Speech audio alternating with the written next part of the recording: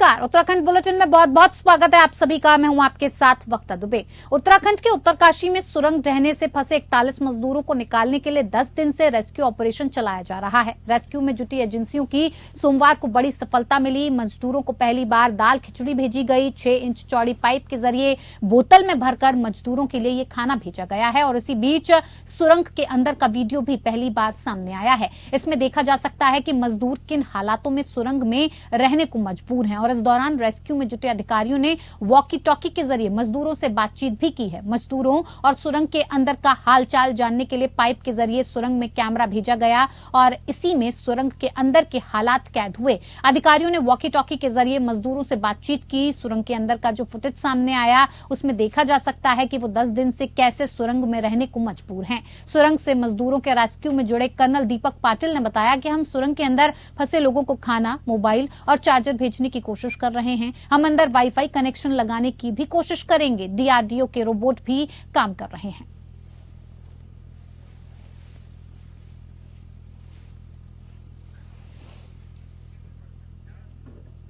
इधर प्रधानमंत्री नरेंद्र मोदी ने मुख्यमंत्री पुष्कर सिंह धामी को पुनः फोन करके सलक्यारा उत्तरकाशी में निर्माणाधीन सुरंग में फंसे श्रमिकों के राहत एवं बचाव कार्यों की जानकारी ली है। मुख्यमंत्री ने प्रधानमंत्री को 6 इंच व्यास की पाइपलाइन के सफलतापूर्वक मलबे के आर पार किए जाने एवं इसके माध्यम से भोजन और अन्य आवश्यक सामान श्रमिकों तक पहुंचाने के विषय में अवगत कराया है। मुख्यमंत्री ने एंडोस्कोपिक फ्लेक्सी कैमरे की मदद से हुई बातचीत एवं उनकी कुशलता की जानकारी भी प्रधानमंत्री दी है। और इस दौरान प्रधानमंत्री ने कहा है कि सभी श्रमिकों को सुरक्षित निकालना हमारी शीर्ष प्राथमिकता है।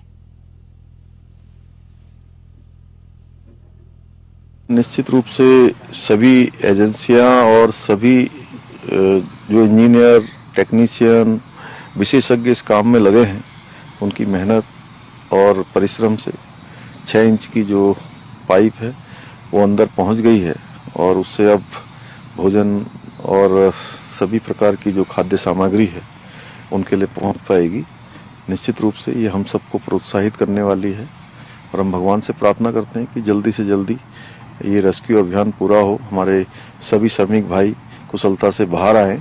हमारे आदरणीय प्रधानमंत्री जी लगातार रोज उनकी चिंता कर रहे हैं, रोज उसकी जानकारी प्राप्त कर रहे हैं और हर संभव वहाँ से सहायता भी हमको प्रदान कर रहे हैं कि जितनी भी एजेंसियां लगी हैं और जो बेहतर तालमेल हो सकता है वो सब हो रहा है। हमने आज माननीय प्रधानमंत्री जी को भी सारी जानकारी दी है। इधर उत्तरकाशी की सिलक्यारा टनल में फंसे 41 मजदूरों को बाहर निकालने के लिए लगातार रेस्क्यू ऑपरेशन चल रहा है। वहीं अब आम लोगों ने भी मजदूरों की सकुशल वापसी के लिए प्रार्थनाएं शुरू कर दी हैं। हरिद्वार में सामाजिक संगठन से जुड़े कार्यकर्ताओं ने गंगा घाट पर टनल में फंसे मजदूरों की सलामती के लिए मां गंगा से प्रार्थना की। कालेश्वर मानव सेवा ट्रस्ट से जुड़े कार्यकर्ताओं का कहना है कि सरकार लगातार मजदूरों को निकालने के लिए रेस्क्यू ऑपरेशन चला रही है। हालांकि कई बाधाओं के चलते अभी तक मजदूर बाहर नहीं निकल सके हैं, इसीलिए उन्होंने 41 लोगों के जल्द से जल्द बाहर आने के लिए मां गंगा को दूध और फूल चढ़ाकर प्रार्थना की है।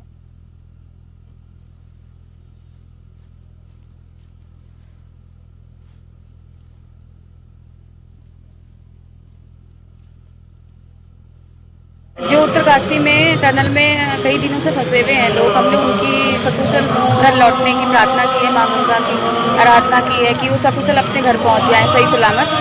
काफ़ी दिनों से फंसे हुए, वहाँ पे कई बाधाएं आ रही हैं।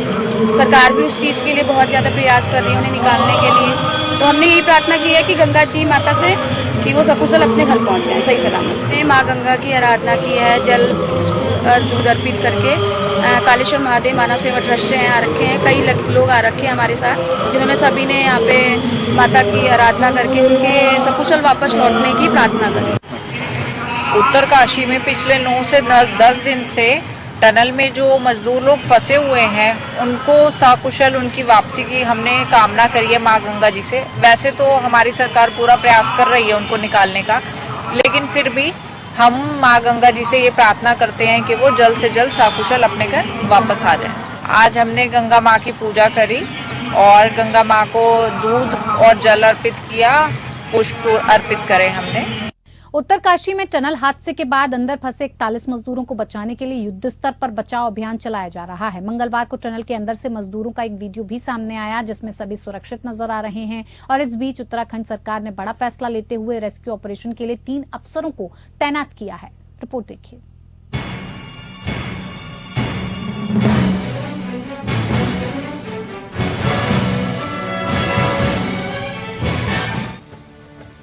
उत्तराखंड के उत्तरकाशी में मजदूर पिछले 10 दिन से सुरंग में फंसे हुए हैं। सुरंग ढहने की वजह से फंसे मजदूरों को निकालने के लिए जद्दोजहद जारी है। मंगलवार को सुरंग में 2 तरफ की खुदाई शुरू की गई। इसके लिए सोमवार रात को वर्टिकल ड्रिलिंग मशीन पहाड़ के ऊंचे हिस्सों पर पहुंच गई। ये मशीन पहाड़ के ऊपर से वर्टिकल ड्रिल करेगी। बॉर्डर रोड ऑर्गेनाइजेशन यानी कि बीआरओ ने पहाड़ की ऊंचाई तक रास्ता काटकर सड़क तैयार की है। इसी के सहारे ड्रिल मशीन पहाड़ के ऊपरी हिस्से तक पहुंची है। वहीं दूसरी ओर अमेरिकी ऑगर ड्रिल मशीन सुरंग में अंदर की ओर से मलबे में 800 से 900 मिलीमीटर का स्टील का पाइप डालने की कोशिश कर रही है, ताकि इस पाइप के सहारे मजदूरों को बाहर निकाला जाए। ऑगर मशीन से 24 मीटर खुदाई भी हो गई थी। हालांकि मशीन में खराबी आ गई। इसके बाद काम रुक गया। अब एक बार फिर इसे शुरू किया जा रहा है। टनल में बारकोट की ओर से रेस्क्यू ऑपरेशन शुरू किया गया है। इस तरफ से 3 मीटर चौड़ी रेस्क्यू टनल बनाई जा रही है। अभी तक 8 मीटर लंबी टनल बनाई जा चुकी है। हालांकि इस तरफ से रेस्क्यू प्लान स्लो है। पिछले 24 घंटे में सिर्फ 8 मीटर लंबी टनल बनी है। हालांकि इसे सबसे सुरक्षित तरीका माना जा रहा है। अगर वर्टिकल और अन्य तरीके से फेल होते हैं तब मजदूरों को बचाने के लिए ये काफी अहम साबित हो सकता है। इससे पहले सोमवार को 57 मीटर लंबी और 6 इंच चौड़ी पाइप के जरिए मजदूरों को खाना पीना पहुंचाया गया। 24 बोतल भरकर खिचड़ी और दाल भेजी गई। 9 दिन बाद पहली बार मजदूरों को भरपेट भोजन मिला। इसके अलावा संतरे, सेब और नींबू का जूस भी भेजा गया। अभी तक पाइप के जरिए सिर्फ मल्टीविटामिन, मुरमुरा और सूखे मेवे भेजे जा रहे थे। 6 इंच चौड़ी पाइप के जरिए ये खाना मजदूरों को पहुंचाया गया है। इसके अलावा वॉकी टॉकी भी भेजा गया। मजदूरों और सुरंग के अंदर का हालचाल जानने के लिए पाइप के जरिए सुरंग में कैमरा भी भेजा गया है। इसमें सुरंग के अंदर के हालात कैद हुए हैं। अधिकारियों ने वॉकी टॉकी के जरिए मजदूरों से बात की। सुरंग के अंदर का जो फुटेज सामने आया है उसमें देखा जा सकता है कि वे 10 दिन से कैसे सुरंग में रहने को मजबूर है। गुफा के मुहाने से सुरंग के भीतर 40 मीटर के खतरनाक हिस्से को सुरक्षित कर लिया गया है। रेस्क्यू में जुटी टीम की सुरक्षा के लिए अल्टरनेटिव माइक्रो टनल बना दी गई है। आपात स्थिति में पूरी बचाव टीम इस माइक्रो चैनल में 40 मीटर के हिस्से से भागकर बाहर आ सकती है। उत्तरकाशी जिला मुख्यालय से करीब 30 किलोमीटर की दूरी पर स्थित सिलक्यारा सुरंग केंद्र सरकार की महत्वाकांक्षी 4 धाम ऑल वेदर सड़क परियोजना का हिस्सा है। ब्रह्मखाल यमुनोत्री राष्ट्रीय राजमार्ग पर बन रही ये सुरंग 4.5 किलोमीटर लंबी है। 12 नवंबर को सुरंग का एक हिस्सा ढह गया। इससे मजदूर सुरंग के अंदर ही फंसे रह गए। इन्हें निकालने के लिए 10 दिन से रेस्क्यू ऑपरेशन जारी है। Bureau report, APN news.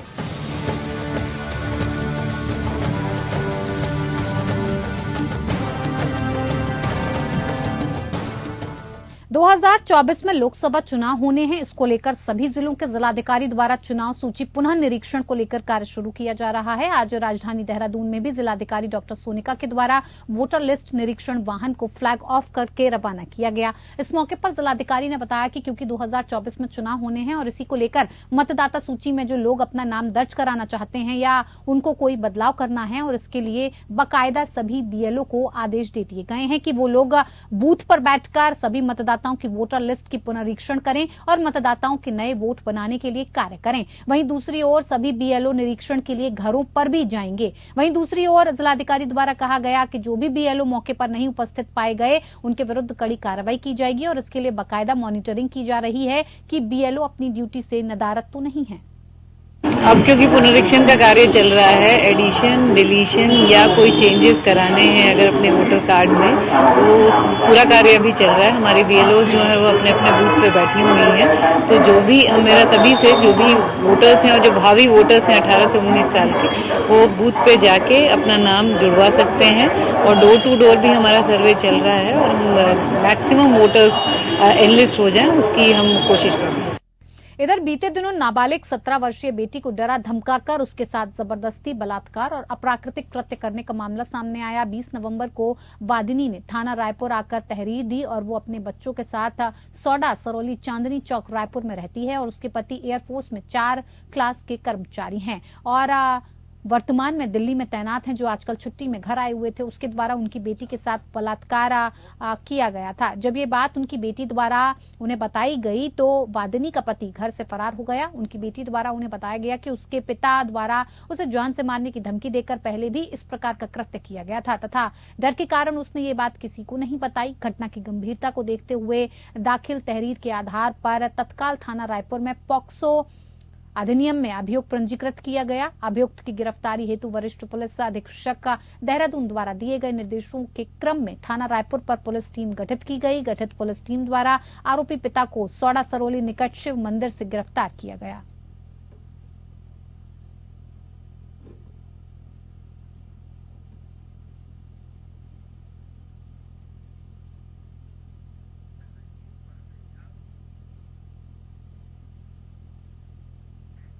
इधर देहरादून में रिलायंस ज्वेलरी शोरूम में लूट के प्रकरण को लेकर पुलिस को अहम सुराग हाथ लगे हैं और साथ ही साथ अभियुक्तों के ने जो मकान किराए पर लिया था उसके भी कुछ सुराग हाथ लगे हैं। रिलायंस ज्वेलरी शोरूम लूट के प्रकरण में पुलिस को घटना में शामिल अभियुक्तों की घटना से 1 से 1.5 माह पूर्व सेलाकुई में रुक कर रैकी करने की जानकारी मिली थी और जिसके संबंध में विस्तृत जांच में तथ्य प्रकाश में आए कि सतीश कुमार पुत्र कैलाशी राम निवासी बंजारा गली तिराहा सेलाकुई के घर पर 15-16 सितंबर को एक युवक उनकी पत्नी पूनम से किराए पर कमरे की जानकारी लेने के लिए आया था तथा किराए की बात 12,000 रुपए प्रति माह के तय होने पर 17 सितंबर को 5 लड़के उनके घर पर रहने के लिए आए, जिनके द्वारा उन्हें स्वयं के घंटा घर पर फास्ट फूड का काम करने की जानकारी दी गई। और इसी बीच मकान मालिक सतीश कुमार की माताजी की तबियत खराब होने के कारण वो 16 अक्टूबर को अपनी माताजी को लेकर पीजीआई चंडीगढ़ गया था। इस दौरान कमरे में रुके सभी व्यक्ति उसे बिना बताए वहां से चले गए तथा उनके द्वारा मकान मालिक को भी केवल 6,000 रुपए का भुगतान किया गया। पुलिस द्वारा रिलायंस ज्वेलरी शोरूम तथा हरिद्वार गेस्ट हाउस से प्राप्त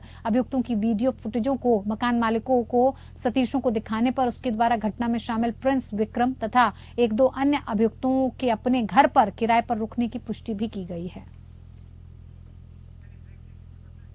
तहसील पौड़ी में आज तहसील दिवस का आयोजन किया गया जिसमें लोगों की संख्या काफी कम थी और इससे पहले भी तहसील दिवस का सही से प्रचार प्रसार न होने के कारण ग्रामीण क्षेत्र से आए हुए शिकायतकर्ताओं की संख्या में कमी देखी गई। आज भी तहसील दिवस के अवसर पर कुल 10 फरियादियों द्वारा अपनी शिकायत दर्ज कराई गई और जिस पर अधिकारियों ने समस्याओं के समाधान का भरोसा दिया। ग्राम प्रधान बेड़गांव प्रमोद रावत ने बताया कि तहसील दिवस के आयोजन को ग्रामीण क्षेत्रों में बेहतर स्तर पर प्रचार प्रसार की आवश्यकता है, लेकिन तहसील प्रशासन इस दिशा में कोई भी कदम नहीं उठाता जिससे तहसील दिवस पर फरियादी नहीं पहुंच पाते हैं, साथ ही समय पर समस्याओं का समाधान नहीं हो पाता और जिससे लोगों में तहसील दिवस को लेकर बेरुखी बनी रहती है।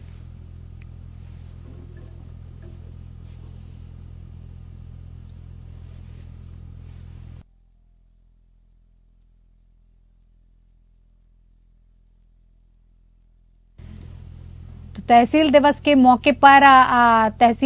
मौके पर आपको बता दें कि कुल 10 फरियादी अपनी फरियाद लेकर पहुंचे थे। जो भी तहसील दिवस के मौके पर उनकी शिकायतें थीं उसको देखते हुए वो अपनी शिकायतें लेकर पहुंचे, लेकिन कहीं ना कहीं एक बात को साफ किया गया कि कहीं से भी सही से प्रचार प्रसार ना होने के चलते कहीं ना कहीं लोगों में इस तहसील दिवस को लेकर कहीं बेरुखी बनी हुई है और ज्यादा जानकारी ना होने की वजह से लोग तहसील दिवस को अनदेखा करते नजर आ रहे हैं और उस मात्रा में नहीं पहुंच पाते हैं जिस तरह से उनकी समस्याओं का समाधान होना चाहिए।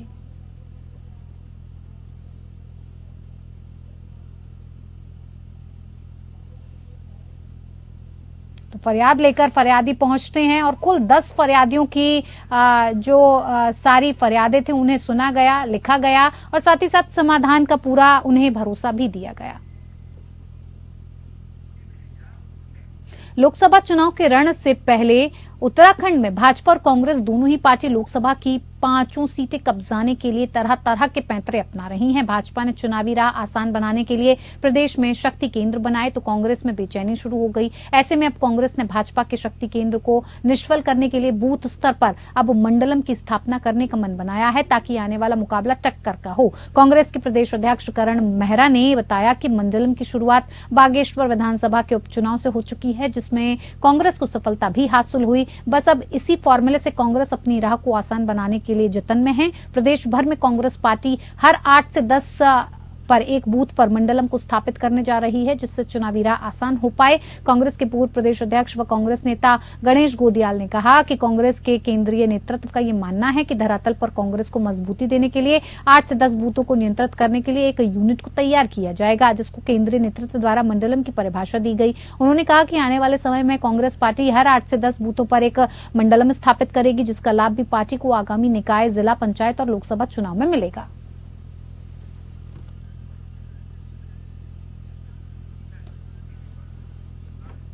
बागेश्वर तहसील के अंतर्गत सूरजकुंड के पास सरयू नदी में मशीनों से बेरोकोटक खनन कार्य प्रगति पर है। सरयू नदी से आरबीआई और सिल्ट उठान के लिए सरयू नदी को 2 भागों में बांटकर ट्रकों की आवाजाही हेतु रास्ता स्थानीय ठेकेदार जीवन सिंह खेतवाल द्वारा बनाया जा रहा है। जिला मुख्यालय के पास सरयू नदी में चल रहे मशीनों से खनन की जानकारी नवनियुक्त बागेश्वर एसडीएम मोनिका को नहीं है। जिला प्रशासन बागेश्वर के पास अधिकारियों का टोटा पड़ा हुआ है। जिले में मात्र 2 एसडीएम के भरोसे 4 डिवीजन संभाले जा रहे हैं। बागेश्वर जिले की 6 तहसीलों में एक भी तहसीलदार नहीं है। करीब 2 महीने पहले रुद्रप्रयाग के एसडीएम जितेंद्र कुमार का तबादला बागेश्वर हुआ था, लेकिन अब तक जितेंद्र कुमार ने एसडीएम के रूप में कार्यभार ग्रहण नहीं किया है। जिला प्रशासन को मजबूरन एसडीएम मोनिका को बागेश्वर सदर एसडीएम के तौर पर स्थायी नियुक्ति दी गई है।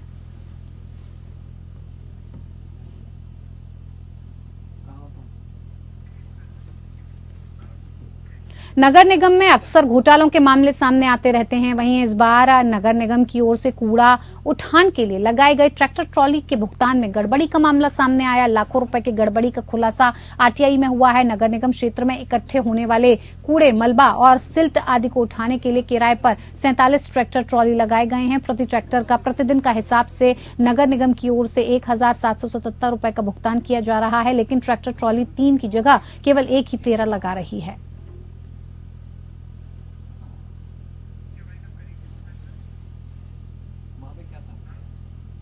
चलो, उत्तराखंड बुलेटिन में इतना ही। नमस्कार।